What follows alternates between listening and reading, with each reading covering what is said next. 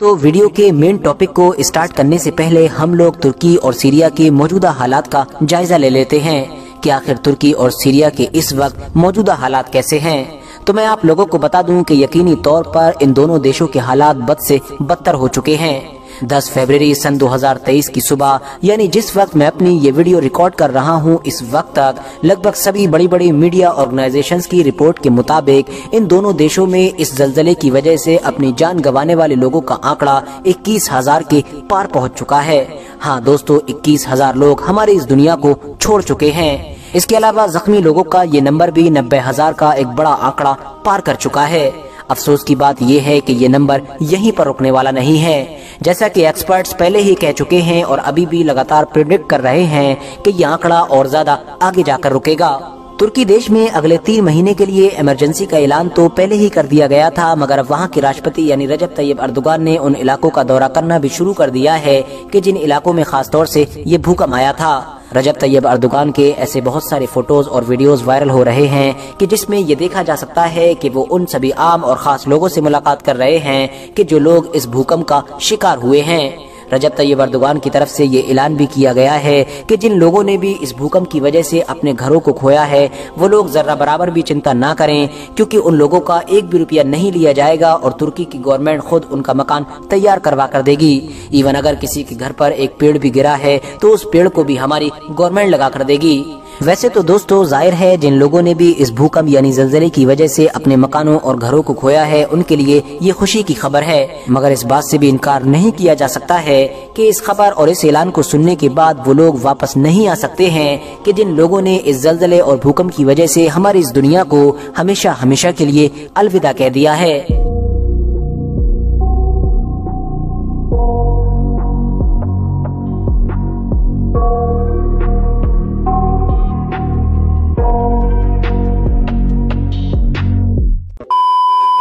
RH network के knowledgeable friends, अगर आप लोग पिछले 3-4 दिन से लगातार यानी जब से ये भूकंप आया है तब से ही लगातार इस भूकंप पर नजर रखे हुए हैं, इसकी खबरों को लगातार पढ़ रहे हैं, सुन रहे हैं और देख रहे हैं और हर तरह से इसकी अपडेट लेने की कोशिशें कर रहे हैं, तो आप लोगों ने ये चीज भी जरूर नोटिस की होगी कि तुर्की और सीरिया के इस मामले में हमेशा सीरिया को इग्नोर किया जा रहा है। यानी जिस तरह की वैल्यू, जिस तरह की अहमियत और जिस तरह के चर्चे तुर्की के हो रहे हैं, इस तरह के चर्चे सीरिया के दूर दूर तक दिखाई नहीं दे रहे हैं। वैसे तो अच्छी बात यह है कि जैसे ही इस खतरनाक भूकंप की खबरें दुनिया भर में फैली, सभी छोटे बड़े देश फौरन हरकत में आ गए और मदद के लिए आगे आए। लोगों ने अपनी दोस्ती दुश्मनी सब कुछ भुला दिया और इंसानियत के नाते फौरन मदद करने के लिए ज्यादा से ज्यादा हिस्सा लेने लगे। मगर परेशानी की बात यह है कि ये मदद सिर्फ और सिर्फ टर्की के लिए है, सीरिया के लिए तो कोई आगे आना ही नहीं चाहता है। क्योंकि बात हो चाहे अमेरिका की, फ्रांस की, जर्मनी की या इस जैसी दूसरी कुछ यूरोपियन कंट्रीज की, या फिर नेटो जैसे बड़े ग्रुप की, यूरोपियन यूनियन जैसे बड़े ग्रुप की, या फिर UN और वर्ल्ड बैंक जैसी बड़ी इंटरनेशनल ऑर्गेनाइजेशंस की, इंडिया, पाकिस्तान, इजराइल जैसे देशों की और बाकी मुस्लिम देशों की, ये सारे के सारे देश ही बढ़ चढ़ कर जो मदद कर रहे हैं ज्यादातर टर्की की ही कर रहे हैं। बल्कि मैं ये कह सकता हूँ कि 99% मदद टर्की के ही लिए जा रही है। तो अब सवाल ये है कि आखिर सीरिया की मदद की क्यों नहीं जा रही है? क्या सीरिया को दुनिया के बाकी देशों की मदद की जरूरत नहीं है? क्या सीरिया में उतना नुकसान नहीं हुआ है कि जितना नुकसान तुर्की में हुआ है? तो मैं आप लोगों को बता दूं कि सीरिया में भी बिल्कुल वैसे ही हालात हैं कि जैसे हालात तुर्की में बने हुए हैं। बल्कि अगर एक हिसाब से देखा जाए तो तुर्की के लोगों से ज्यादा सीरिया के लोगों को बाहर के लोगों की मदद की जरूरत है। वो इसलिए क्योंकि तुर्की तो ऑलरेडी अच्छे देशों में आता है, जहाँ के रोड्स अच्छे होते हैं, फैसिलिटीज अच्छी होती हैं, मेडिकल सिस्टम भी अच्छा है। मगर दूसरी तरफ सीरिया ऑलरेडी एक ऐसा देश है कि जो लगातार होने वाली जंगों की वजह से खंडरों में बदल चुका है। हॉस्पिटल बहुत कम है, जो है वो काफी दूर है, रोड के नाम पर सिवाय खंडर के कुछ नहीं है, एम्बुलेंस गिनी चुनी है जिनमें से ज्यादातर खराब पड़ी रहती हैं, जो ठीक ठाक होती भी हैं उनके लिए खंडरों पर चलना और एक लंबा सफर तय करके मरीज को हॉस्पिटल तक पहुंचाना वैसे ही मुश्किल काम है। तो इसीलिए अब मलबे में दबे हुए सीरियन लोगों को बचाने के लिए वहाँ पर सिर्फ और सिर्फ सीरियन लोग ही हैं, यानी उनके अपने लोग कि जो अपने हाथों की मदद से ही मलबा हटाकर उन लोगों को बाहर निकाल सकते हैं। मगर दोस्तों, अब आप में से ज्यादातर लोग यही सोच रहे होंगे कि भाई मान लिया सीरिया ऑलरेडी गरीब है, वो देश ऑलरेडी जंगों की वजह से खंडरों में बदला हुआ है, मेडिकल सिस्टम खराब है, मगर फिर भी तो दुनिया के बाकी देशों को तुर्की की तरह सीरिया भी मदद के लिए पहुँचना ही चाहिए था। अपने ज्यादा से ज्यादा फौजें भेजना चाहिए थी, ज्यादा से ज्यादा एक्सपर्ट्स की टीमें भेजना चाहिए थी, ताकि वहां पर जाकर कम वक्त में ज्यादा से ज्यादा लोगों को मलबे के नीचे से निकाला जा सके और ज्यादा से ज्यादा लोगों की जानें बचाई जा सके।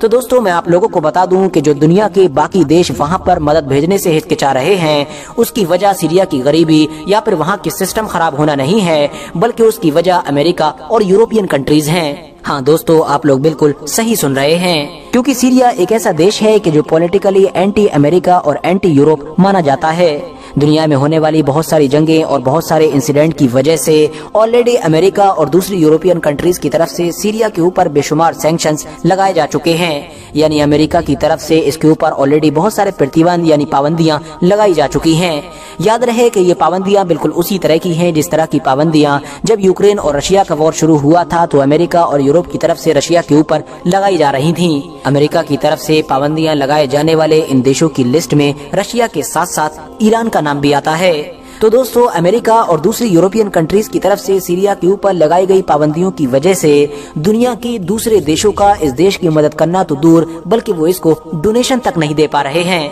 यानी अगर वो चाहें कि वो अपने देश में ही बैठकर एक बड़ा फंड इकट्ठा करके सीरिया के आम लोगों तक पहुंचा सकें और उनकी मदद कर सकें, तो वो ऐसा भी नहीं कर पा रहे हैं। यही वजह है कि इस मैटर को लेकर सोशल मीडिया पर भी ट्रेंड चलाया गया था और एक मुहिम चलाई जा रही है कि जिसमें लगातार अमेरिका और यूरोपियन कंट्रीज से ये मांग की जा रही है कि वो जल्द से जल्द सीरिया के ऊपर से इस तरह की पाबंदियां यानी इस तरह के सैंक्शंस को हटाएं, ताकि दुनिया के बाकी देश बढ़ चढ़कर सीरिया की भी मदद कर सकें। रशिया ने खास तौर से इस मुद्दे को उठाया है और उसने कहा है कि अमेरिका को कम से कम ऐसे बुरे वक्त में तो कोई स्पेशल प्रावधान लेकर आना चाहिए कि जिसके जरिए से वो इन सारे पाबंदियों को हटाए और दुनिया के दूसरे देशों को सीरिया की मदद करने दे। इसके अलावा चाइना ने भी इसके खिलाफ बोलना शुरू किया था और दुनिया के बाकी देशों में बैठे हुए भी लोग लगातार इस चीज को लेकर आवाज उठा रहे हैं। मगर दोस्तों, दूसरी तरफ अमेरिका इस मुद्दे को लेकर जर्रा बराबर भी टस से मस नहीं हुआ है। हम लोग इसको अमेरिका का जालिमाना रवैया ही कह सकते हैं कि वो ऐसे हालात में भी सीरिया के ऊपर से वो पाबंदियां नहीं हटा रहा है कि जिन पाबंदियों की वजह से दूसरे देश सीरिया की मदद नहीं कर पा रहे हैं। लेकिन दोस्तों, याद रहे कि इन तमाम पाबंदियों के बावजूद भी दुनिया के कुछ देश हैं कि जो आगे बढ़ चढ़कर सीरिया की मदद कर रहे हैं और इन देशों में सबसे टॉप पर है ईरान देश। ईरान के अलावा रशिया और चाइना भी काफी हद तक सीरिया की ज्यादा से ज्यादा मदद करने की कोशिश कर रहे हैं। इसके अलावा अब तुर्की ने भी अपने बॉर्डर से 2 रास्तों को खोल दिया है, जिन रास्तों की मदद से वो सारी टीमें कि जो दुनिया के अलग अलग देशों से आई हैं वो सीरिया में जा सकती हैं और सीरिया के लोगों की भी मदद कर सकती हैं। फिलहाल दोस्तों, आज की अपनी वीडियो को हम यहीं पर खत्म करते हैं। वीडियो अगर